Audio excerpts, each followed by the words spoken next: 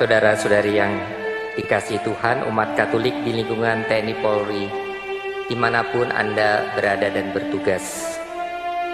Pada kesempatan yang baik ini, saya selaku Wakil Uskup umat Katolik di lingkungan TNI Polri, bersama dengan Bapak Uskup Ignatius Kardinal Suharyo, menyampaikan penghargaan dan terima kasih kepada saudara-saudari sekalian, umat Katolik di lingkungan TNI dan Polri. Di medan tugas, saya turut bangga melihat TNI dan Polri semakin solid, kuat, profesional di masa sulit, tetap siap siaga mendukung percepatan penanganan COVID-19 dan pemulihan ekonomi nasional, serta menjaga persatuan dan kesatuan bangsa demi keutuhan Negara Kesatuan Republik Indonesia.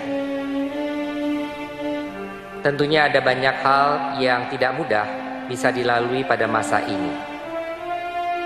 Tetapi ada banyak hal pula yang tentunya telah diupayakan di lingkungan TNI Polri yang bisa dirasakan buahnya, di mana TNI dan Polri menempatkan diri sebagai bagian dari rakyat yang tanggap membantu kesulitan rakyat, sehingga kehadirannya dinantikan dan diapresiasi tinggi oleh rakyat dan bangsa Indonesia.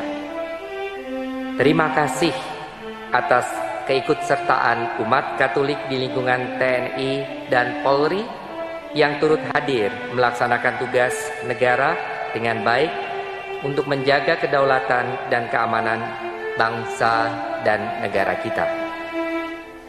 Saudara-saudari terkasih, minggu ini kita memasuki pekan suci yang didahului dengan kehadiran Yesus yang disambut dengan gegap gempita di kota Yerusalem.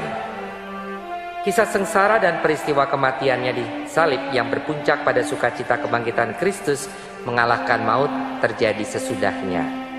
Keseluruhan kisah ini tentunya bisa dimaknai sebagai wujud dari penyertaan Allah bagi keselamatan seluruh umat manusia.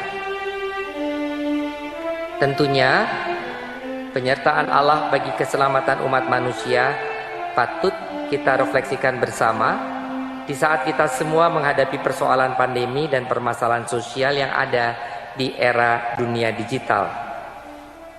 Pertanyaan yang perlu kita jawab dan tegaskan bersama adalah, bagaimana peristiwa kebangkitan Kristus memberi makna kepada umat Katolik di lingkungan TNI dan Polri, sehingga dapat membangun, mewujudkan moralitas baru dalam konteks hidup menggereja dan bermasyarakat. Pertama-tama, saya ingin mengajak saudara-saudari sekalian menghidupi gema tahun Santo Yosef. Bapak Suci Paus Fransiskus telah membuka tahun Santo Yosef yang berlangsung selama 1 tahun, mulai tanggal 8 Desember 2020 hingga berakhir tanggal 8 Desember tahun 2021. Santo Yosef digambarkan sebagai seorang yang tulus hati. Itu akan dilihat di dalam Injil Matius bab 1 ayat 19. Karena ketulusan hatinya yang tidak bengkok ke kiri ataupun ke kanan, Santo Yosef menemukan jawaban dari kesulitan dan masalah yang ia hadapi. Ia sedang menghadapi masalah pelik dengan tunangannya, Maria yang hamil bukan daripadanya. Namun dalam tidur malamnya, Tuhan menunjukkan solusi atas permasalahan lewat seorang malaikat Tuhan yang berkata, "Yosef, janganlah takut mengambil Maria sebagai istrimu, karena anak yang dikandung berasal dari Roh Kudus." Hal yang sama ketika Yesus lahir dan Herodes ingin membunuh Yosef, menemukan jawaban dalam tidurnya. "Bangunlah, ambillah anak itu beserta ibunya dan mengungsilah ke Mesir, dan tinggallah di sana sampai saya memerintahkan kamu, sebab Herodes mau mencari dan membunuh anak itu. Dalam doa dan keheningan, kita diajak oleh dan bersama Santo Yosef untuk percaya bahwa kuasa Tuhan akan dan senantiasa memberi jalan keluar atas persoalan dan masalah yang kita hadapi. Keutamaan Santo Yosef yang penuh kerendahan hati juga memberi ruang dalam diri kita untuk memberikan diri dihadirkan oleh campur tangan Tuhan sendiri. Kerendahan hati memberi ruang keajaiban yang dapat membangkitkan harapan serta inspirasi dan semangat baru dalam menghadapi realitas dan tantangan yang kita hadapi, bagaimanapun sulitnya tantangan tersebut. Oleh karena itu, refleksi hidup Santo Yosef memberikan kesiapan hati kita untuk memahami prakarsa Allah yang mengutus putranya menjadi manusia, dan sebagaimana digambarkan di dalam kisah sengsara Tuhan kita Yesus Kristus hari ini, ia taat pada kehendak Allah, sebagai sebuah ajakan bagi kita semua untuk juga menyambutnya dengan kerendahan hati. Itu yang pertama. Yang kedua, kita patut bersyukur bahwa perayaan Paskah dapat kita rayakan di tengah masa sulit akibat pandemi corona. Keadaan ini bisa saya katakan dan saya rumuskan sebagai tegangan kreatif. Apa itu tegangan kreatif? Artinya, kenyataan pandemi yang menyulitkan ini tidak menyurutkan sukacita kita, tetapi sebaliknya justru semakin meningkatkan semangat dan komitmen kita menghadirkan sukacita Paskah di tengah masyarakat dan bangsa kita.